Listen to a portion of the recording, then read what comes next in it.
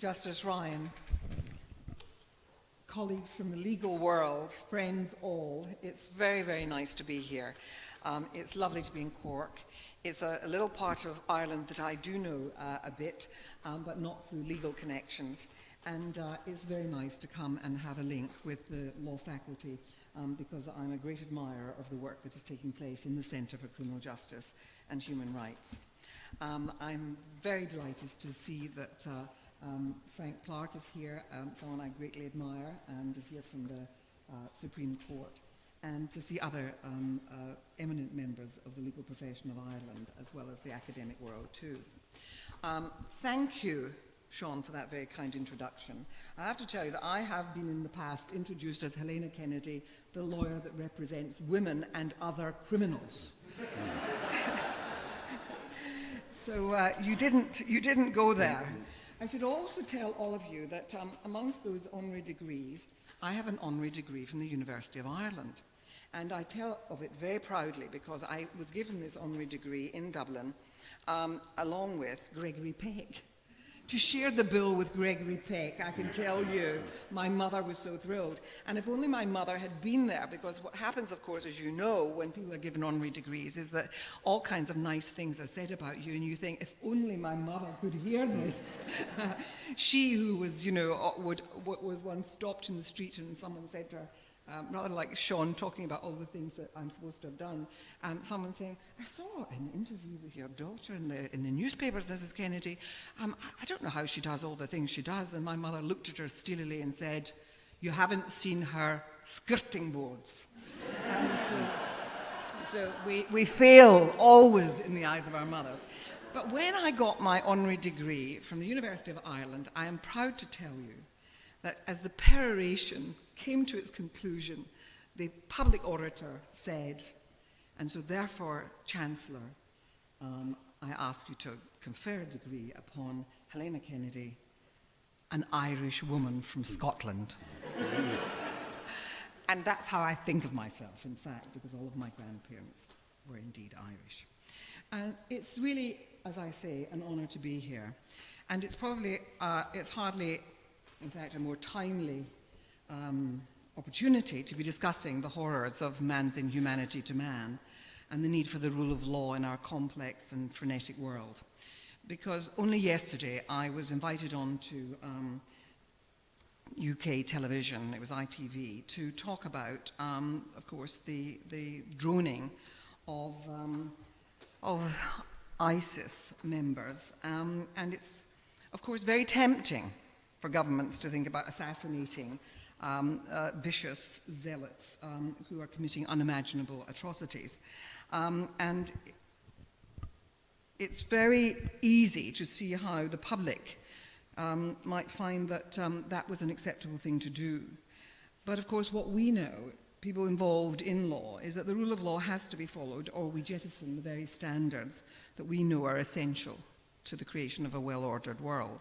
And so we have to keep hanging on to the rule of law. It's difficult. The barbarians who rape and crucify, behead, enslave, wreak mayhem and cultural destruction, purveyors of horrible and barbarous terror, want nothing more than for us to descend into that same pit of carnage that they occupy, where law is no more than what they claim is writ in their contorted understandings of the Quran. And then we've seen over the last weeks and months the desperate plight of multiple thousands of refugees, people fleeing war and persecution at the hands of either Assad or ISIS or the Taliban or Iraqi fundamentalists or Eritrean tyranny or Libyan militias in malfunction. Where do we begin if we want to talk about international order and the rule of law in that? How do we talk about justice in this world of ours?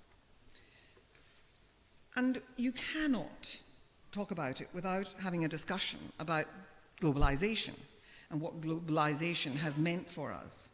It presents us with many challenges, and some of them are positive as well as negative. We can talk blithely about being citizens of the world in a loose sense, but we never really penetrate what that really means. Travel and interconnectivity make us all feel much more international, or at least transnational, more than ever before. And people do talk about themselves as being global citizens very proudly, but citizenship has traditionally described our relationship with the state, our own state, and statehood is invested in the nation. What would global citizenship look like, and what would it really mean? And I'm going to argue tonight that you can't really think about this unless we really give greater meaning to international law and are willing and prepared for a sacrifice of some sovereignty in order to create law that crosses borders. And that is something that in our globalized world presents a real challenge to people. Now, there was a song in my youth which was, "I've looked at life from both sides now." I could sing it to you, actually, but I won't. And I've been rather lucky because I've been able to look at law as a practitioner, but I've also now, because of being a member of the legislature and sitting in the House of Lords, a strange and peculiar place that it is, but I've also been therefore involved in law in its making and been able to see it up close. And it's a huge privilege, but it also gives you a better understanding of that interaction, of how, for politicians, the making of law is rather different from how it is for us as lawyers, because they're always having to have in mind that which will be acceptable to a general public. I've also had a third welcome experience in recent years, and that is of being involved in universities, being involved much more in a much more connected way. I've always had strong links with the academic world. I've always turned to colleagues in the world of the university in order to kind of enrich my own legal arguments and my understanding of law. And I not all lawyers do that, but I always have tried to do it. But being involved as either the chancellor of a university, or I was the president of the School of Oriental and African Studies for a while, and now being the head of an Oxford college, a place with a great law faculty, you are able to see research of the finest quality taking place, and you can see up close the invaluable contribution that the academy can make to legal progress. And I say that particularly being here, where there's a great law faculty in this university and here in Cork, and a law faculty that is tackling some of the difficult issues around criminal justice and around the rule of law in a very troubled world. Now, I love the law. I've spent my professional life in the courts, largely as a jury trial lawyer in criminal cases, and they became criminal cases of high order: terrorism, national security, espionage, homicide. And I've had the good fortune of being at the sharp end, where the system is tested to its limits in its capacity to deliver justice. Cases where public sentiment is utterly hostile, and where the state is under threat, or where there are passions that are aroused because there are cases that involve children or something of that sort, where the system so readily can buckle because competing demands covertly or even unwittingly disfigure the processes. Now, you may think it's rather strange that I use the words good fortune in describing my engagement in those cases, but you learn in a visceral way why the concept of fair trial and due process is a fundamental human right, because you see the consequences for real human beings when our obligations are forgotten. And I saw that up close when I was doing the Irish cases. I did a whole range of the Irish cases. I did the Brighton Bombing trial, I did the Balcombe Street siege, I did more of them than I can count. But shocking for me, and going to the heart of this, was the Guildford Four, where it was a terrible miscarriage of justice. And when you see the impact of that on people's lives, where none of those who were involved came out of it whole, and none of them have found it easy to reconstitute an existence in a sane way. Or cases that I was involved with, where there were mothers of babies who died from sudden infant death. I led an inquiry into those cases where women were convicted and then shown that they had been wrongly convicted of murdering their children. Or when people who've been persecuted face a wall of disbelief as they seek asylum. And it's my view that it's our clients, and certainly it was my clients, who actually taught me about human rights. The big challenges for lawmakers today involve globalization. Most law is deeply embedded in national structures. That's the nature of most law. It's to the courts of the nation that people turn. And it's the state which has the obligation to provide legal avenues for their citizens to seek redress when wronged, or to protect citizens from crime or other abuses. A nation's law comes out of deep wellsprings of national experience. And yours in Ireland will be different from that of those in Scotland or in other parts of our nearer communities. They often come out of struggles against tyranny or vested interests. And law is the bedrock. It's why when law seems to have its source beyond the nation's borders, there's an instinctive suspicion of it and resistance by many citizens. It's why we, in the United Kingdom, currently have the political manoeuvring that you will all see around the European Convention on Human Rights and facile calls for disconnection from the European Court of Human Rights. The spectre of foreign courts and foreign justice is a very easy prejudice to stir. Yet many of the big threats to our world span borders. Grappling with their complexity is beyond the capacity of any one nation. The problems are easy to identify. The great divide between rich and poor, which is exacerbated by financial chicanery, often by multinational corporations, or tax avoidance by the rich on a vast scale, moving of interests out of the dominion of national courts. And of course, that avoidance of real contribution makes national government very difficult in the interests of the many. It often becomes unviable because there's so little money coming into the tax purse.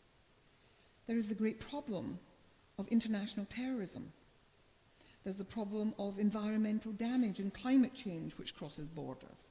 There's trafficking in people and in arms, in drugs, fissile material, human organs. I'm afraid I see too much of it in the cases that I do in the criminal courts. And then, of course, there's the problem of mass migration or conflict leading to mass movements of people seeking refuge in a safe world. The very advances which make global markets work across borders enable dysfunction too. The dark underbelly of the market is all too evident in our courts.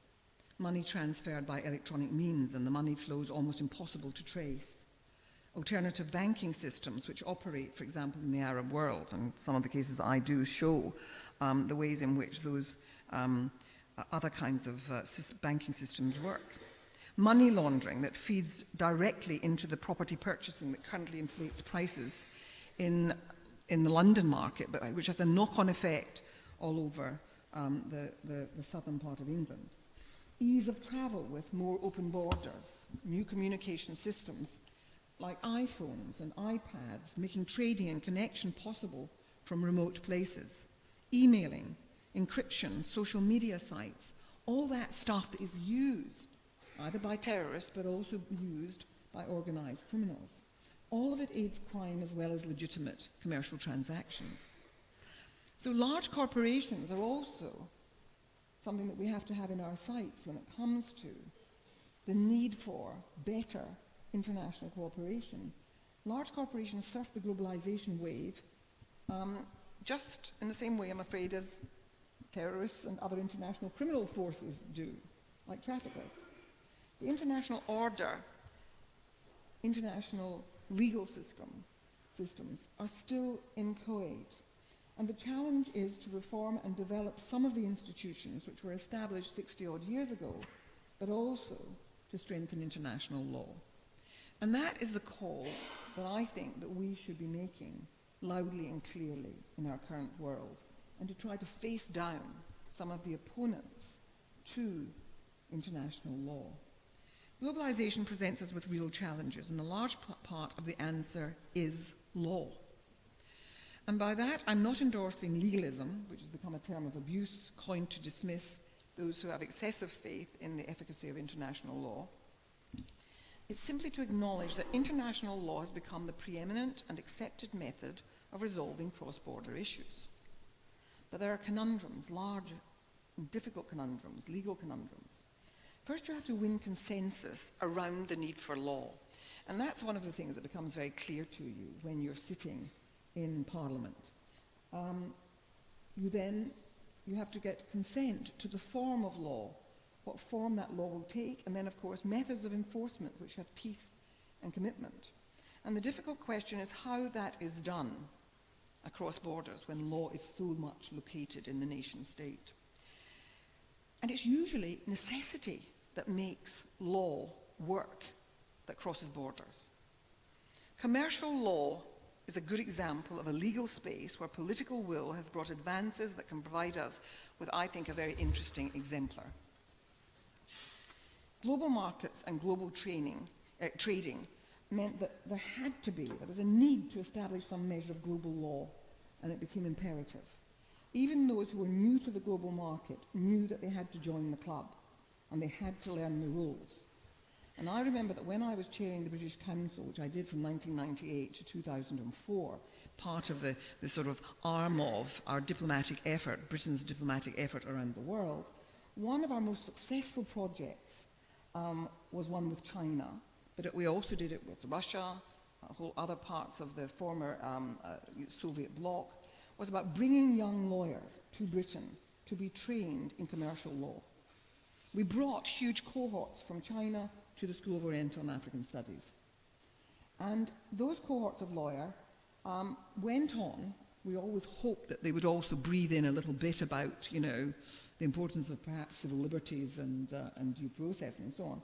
But many of those lawyers went on to work, first of all, for big international law firms rooted in the West, Clifford Chance, Allen & Overy, and all those big law firms. But they then, in turn, set up their own practices in China as commercial lawyers. And it may sound like a crude slogan, but it was all about making the world safe for capitalism. And it meant that if contracts were reneged upon, that there had to be remedies. Failure to deliver had to mean compensation. So big regional commercial courts have now been established in places where we wouldn't have thought in the past it would have been possible. And those courts are now being led by often recently retired senior judges from, and I imagine that perhaps some Irish judges are involved too, but certainly senior British judges are very much involved. There's one of these courts in Qatar covering the whole of the Arab region, a big commercial court now for the region, and another one in Hong Kong to cover the Far East and trading and commercial issues that arise over trading in that part of the world too. And their purpose is to resolve legal disputes of a commercial nature, and the jurisprudence is based on well-established standards rooted largely in common law. Ideas like contractual consideration have entered these other legal systems. Contractual practices have been developed whereby parties to a contract have got nothing to do with, for example, Britain. I mean, they may not have a contract with where either of the parties are British, but they will still choose the British courts as the venue for choice for any prospective legal action. I had one recently involving a big trade union pension plan in Sweden, which had given its investment portfolio to somebody who'd involved American banking. And the litigation now, because of the crash and because of the risks that were taken, which were beyond the instruction that the Swedes had given, is going to be resolved in the British courts. And so part of that is about where you have confidence in legal processes, but it's also about wanting the guarantee of independence that they sometimes don't have confidence in the courts of the places that they're engaged with. And we're seeing the triumphing of a particular kind of international legal process that is gaining international legitimacy in the development in this field. International arbitration processes are also providing cross-border methods of resolution to many contractual issues and other disputes. For example, environmental disputes now are being resolved within those arbitration processes. And so, as the power of the nation-state shrinks, the requirement to think creatively about how law should be developing internationally is paramount. And so like all great invention, it involves a bit of cross-fertilization, a read across. Now, I'm not a commercial lawyer, so it means looking, for me, it means looking at law as it functions in other areas of legal activity and seeing whether such modalities might not work just as effectively with our emerging challenges. It means asking, how does another jurisdiction deal with this, and is it adaptable for us without lowering standards? And that's always the challenge, that you can go cherry-picking other systems, but very easily end up reducing the standards that have become accepted by us as fundamental to the rule of law. But we do have to ask whether we're hidebound in our own practices, and can we learn? Recently, I co-chaired the International Bar Association's task force on climate change and human rights. And we produced a report last year called Achieving Justice and Human Rights in an Era of Climate Disruption. Global climate change is a defining challenge of our times. Dramatic alterations to the planet's climate system are already having an impact on the world's inhabitants and its natural environment. Climate change affects everyone. You might not think it's affecting us too badly yet, but it disproportionately strikes those who have contributed least to it, and for many reasons are least well able to respond. In fact, the main contributors with the largest carbon footprint are most insulated from it. Climate change and rising sea levels force people to abandon their homes on the edges of seas, which means losing their fishing livelihoods.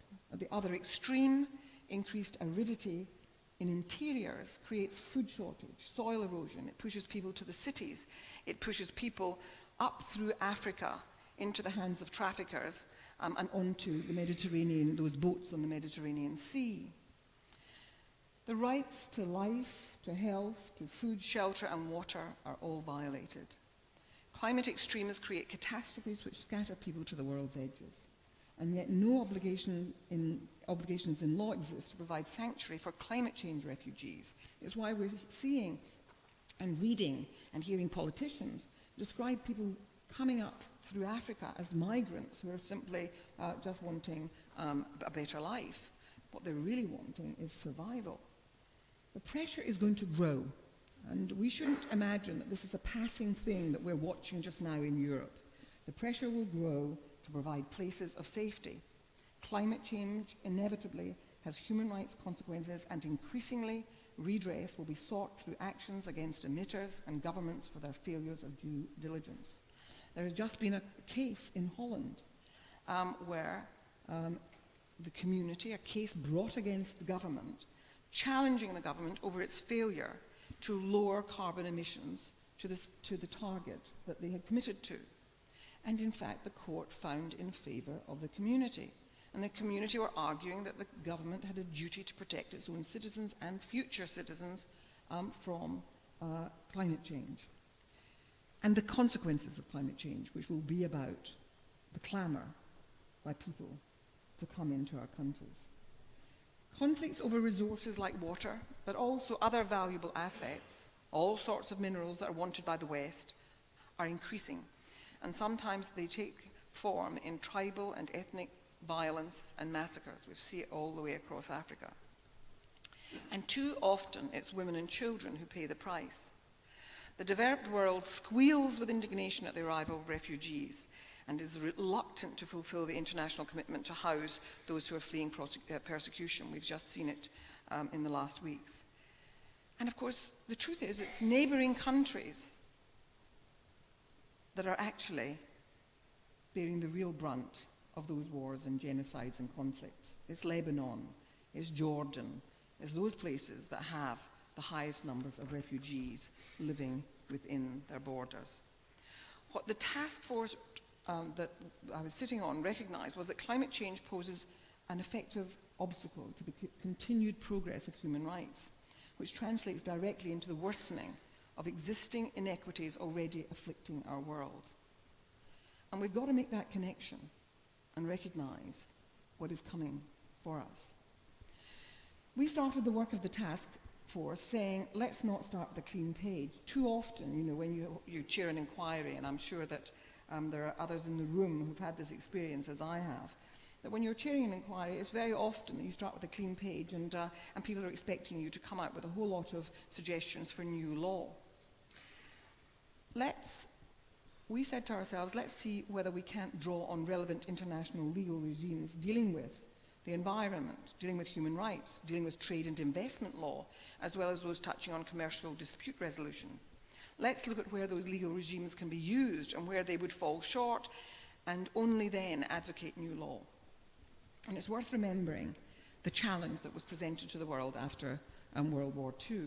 And I know it's an old chestnut now, and we always go back to this, but it's so important that we remind ourselves, and that I know that we all wave Eleanor Roosevelt's shroud, but I always tell a great story about her, where she had a dinner party in February of 1947.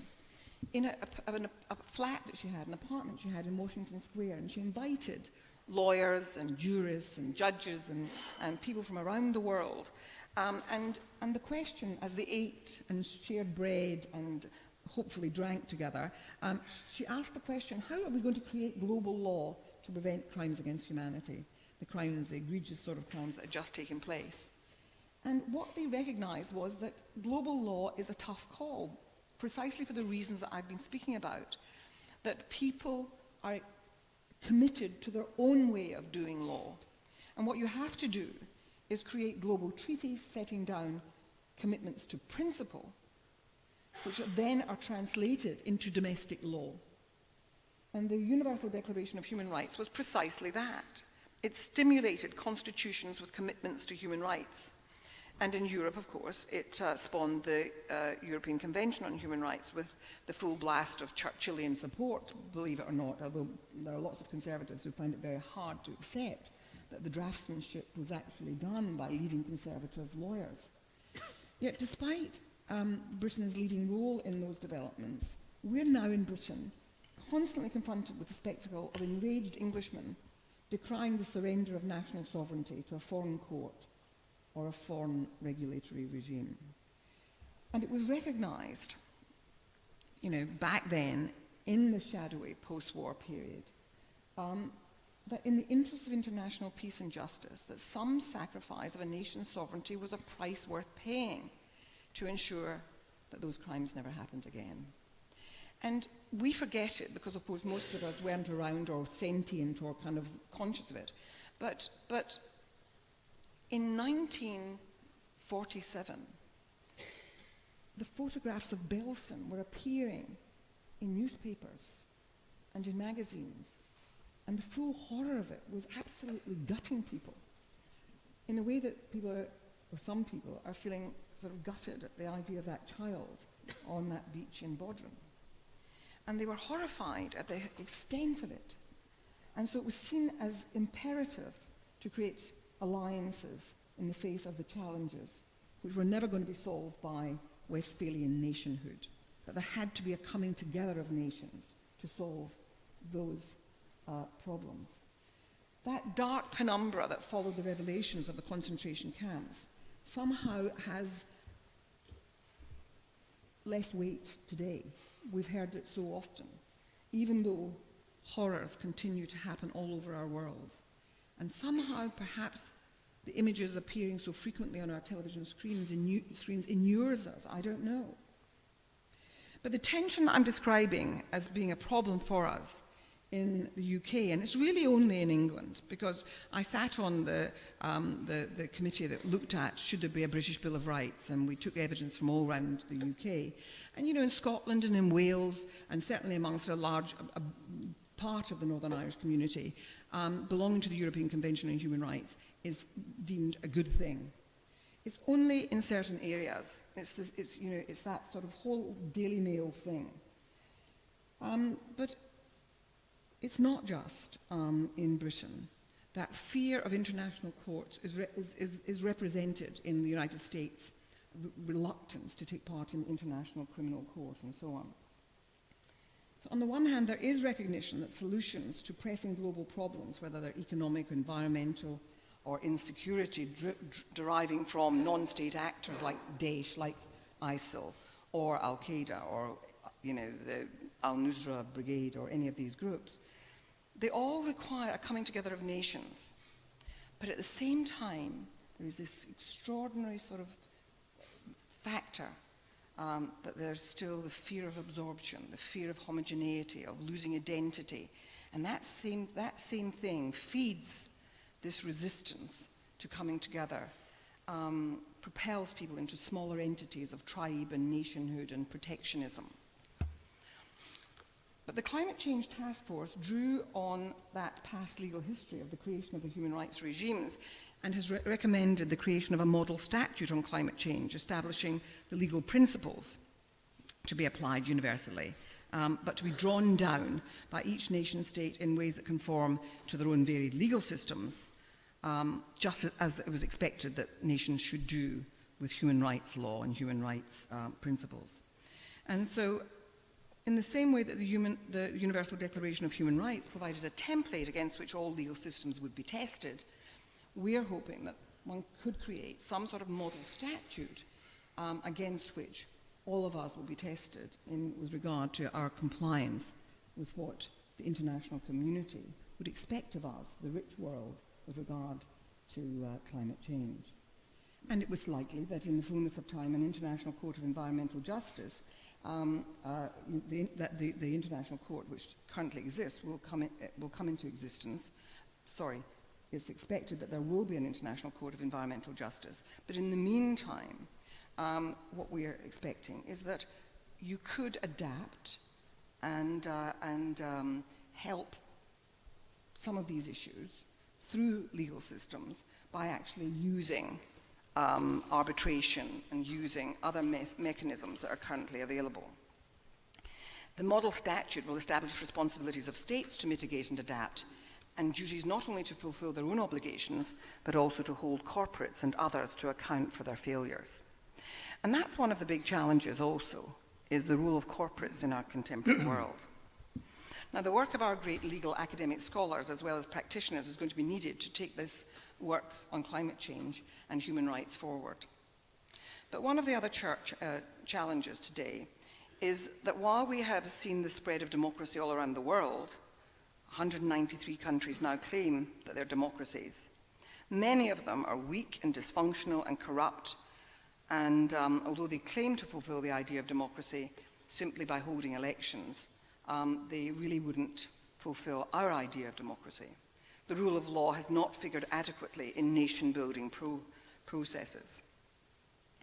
I recently held the role of being an independent assessor of some human rights projects that the American State Department has set up in Iraq when they withdrew.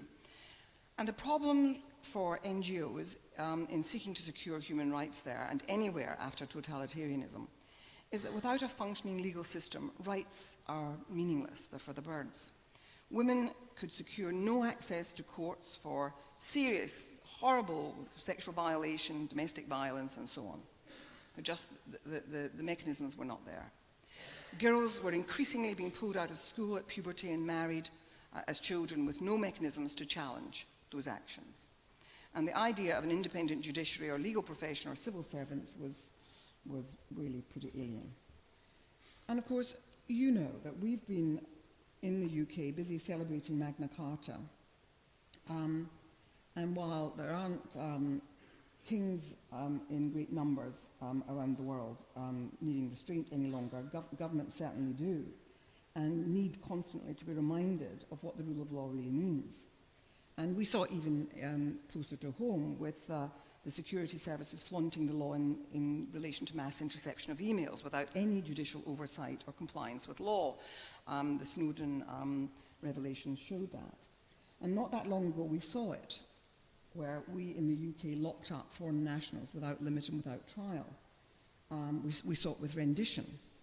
And so while by and large we're respectful of law, there are times when we all fall from grace, and it's very important that there are independent lawyers, that there's an independent profession, there's an independent judiciary, and that these things can be challenged and named, and that there is an opportunity to do it. And in many of these parts of the world, they just, look at the business of Hungary sacking its judges recently. The impunity with which many governments enjoy is documented.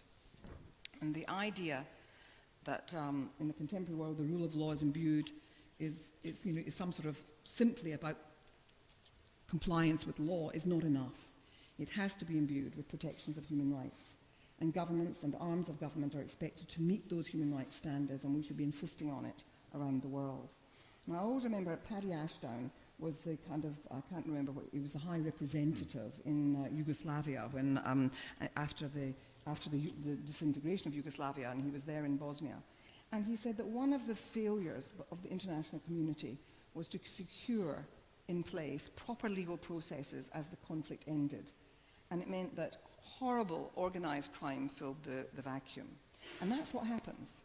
And if it happens, then it's very hard to peel it back. So interesting questions arise. There are questions which you at the centre, for example, here at Cork University might want to consider as to why some countries make the transition to democracy and the rule of law with comparative ease and others don't. Poland, for example, has a court system that seemed to somehow survive as a functioning entity. But as I've said, Hungary is a mess, with judges being sacked and political interference, which has been drawing down international condemnation from legal organizations. Russia is a sewer. Zimbabwe, a horrible government led by Mugabe. And yet somehow the legal system manages to stumble on with great lawyers still able to do the business there. And while imperfect, why are some of these things, why do they happen in some places and not in others? All these issues require research and respected scholarship, and the bridging of the academic world with the world of practice is a very important thing that we should be building up in our countries. But I want to talk a little bit, before I finish, about the ability of large multinational corporations to avoid legal responsibilities, because it's another measure of global insanity. As we saw all too recently, the financial institutions, certainly in the UK, like the banks, proved much more fleet of foot than the regulators. And law had great difficulty playing catch-up, very little in the way of prosecution.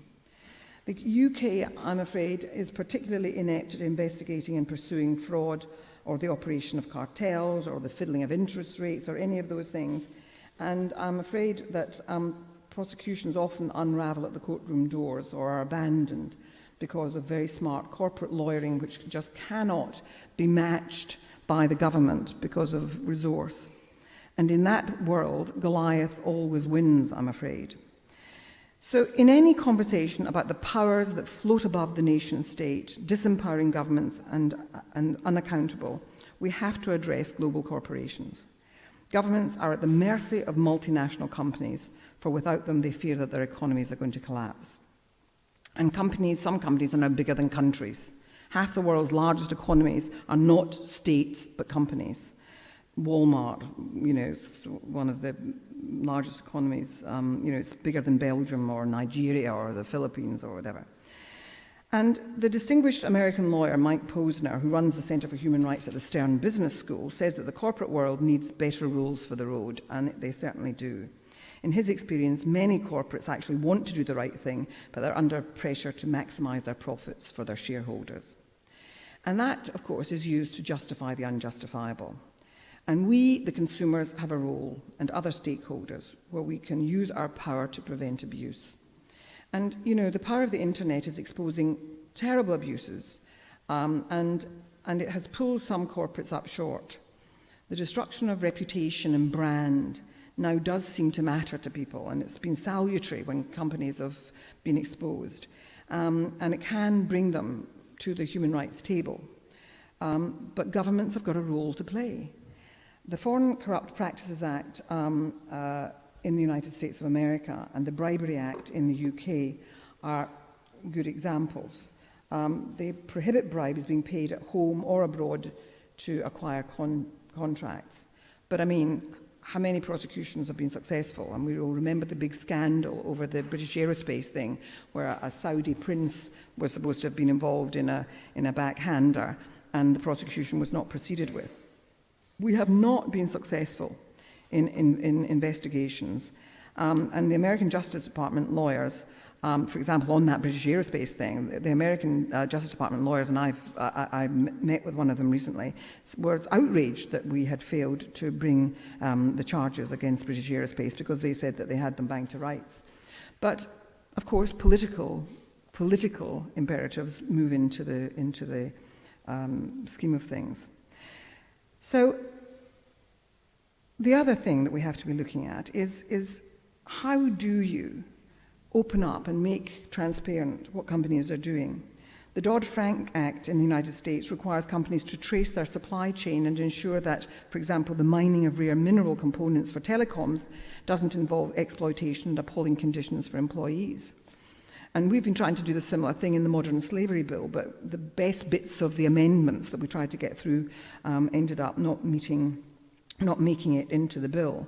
But at least now, UK companies are being expected to make annual declarations about their supply chains so that at least people can then start making their own inquiries, and that the press have got a handle on where they're sourcing their supplies to ensure that workers, for example, are not being exploited or exposed to health and safety hazards. And you know the background to all of that, from Bhopal to BP to Shell to Chevron, all those oil companies that have been involved in scandals. And we have to use the business of reputation and brand and the risk that they could run of class actions and lawsuits to put them on the back foot. The United Nations recently commissioned the Harvard professor John Ruggie to put together a set of principles to guide the world of business on human rights compliance. And the Ruggie principles are now slowly being embraced by different parts of industry. And we've got to be pushing that in our respective countries. Lawyers, like Mike Posner in the United States, has also said that you have to bring people together all in the same line of business, because nobody wants to be doing something if they think their competitor is going to outdo them. And so his argument is you have to bring any sort of specific field of endeavour, bring them together with their competitors, and together they should be raising standards. Because you remember the Rana Plaza disaster in Bangladesh, where a sweatshop collapsed and lots of people were killed and maimed, and it was mainly women. It was horrifying.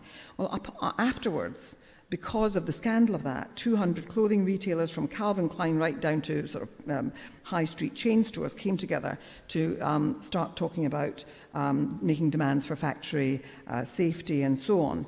And, it's hard to ask that of Bangladesh, which is one of the poorest countries in the world, but the factories are now getting support from the West in order to try to reach some sort of safety standards. But they can't do it alone, and it has to be a kind of coming together of these industries with governments in order to bring about compliance. Though it's interesting, because when you go to places like Bangladesh and you see, garment industries make up 80% of Bangladesh's exports, but it's been a liberation for so many women because that's where they work. And so the women say to you, they don't want a cleaning up totally. You have to bring the women round to seeing that it's in their interest too, because actually getting a chance to work at all means that often they're able to leave abusive marriages, or they're able to have a life which they wouldn't otherwise have. So it's those strange, difficult things that have to be worked out together. And that brings me to one of the central challenges, I think, in the 21st century, which is the abuse of women. It's the single most prevalent and insistent human rights abuse in the world. From domestic violence to rape, from honour killings to FGM, from child marriage and forced marriage to the destruction of girl babies, from trafficking for sexual purposes to domestic servitude. The list is just continuing. And we have to really start pressing this. Are we demanding of our governments that they actually are speaking out and speaking internationally through their diplomatic channels about whether there's sufficient monitoring of what's happening in the camps around Syria and Iraq? Because too often what was on in relation to women is forgotten in the fog of war. I had a Yazidi woman MP from Iraq came to see me. She was on a visit here to I think came to Ireland too, but really to try and get support. What happened to the Yazidi women was a scandal that we didn't act immediately on. And girls as young as 10 and 11 being raped by ISIL, and we should be absolutely sort of screaming it from the rooftops what happened to those women, and many of them, you know, physically damaged and torn, and the description by this woman MP, she wept as she described what had happened. And we really have to have these issues really at the top of the agenda, and more women on the commissions that make decisions about this stuff. And, you know, any of us who've done work on trafficking know that getting justice for women in parts of the world where the legal systems hardly exist is so difficult. I was involved recently with a thing in Somalia where women had been raped, not by Al-Shabaab, but by the peacekeeping forces of the African Union. You know, the UN's peacekeeping forces in the area were raping the women who had fled into camps, displaced because of civil war. So, you know, we have to think about whether you can set up parallel tribunal systems for these crimes to be tried, and to let the women feel that there can be some justice for them after what has been done to them. But too often, I'm afraid, the women's issues are neglected. And I then just wanted finally to say to you that, you know, all of this is a depressing picture, but it really shouldn't be that we can't see that law and consent are the ways towards a peaceful, just world. And we shouldn't feel that we can't say that loudly enough. That is the answer. And law has a vital role in all of this.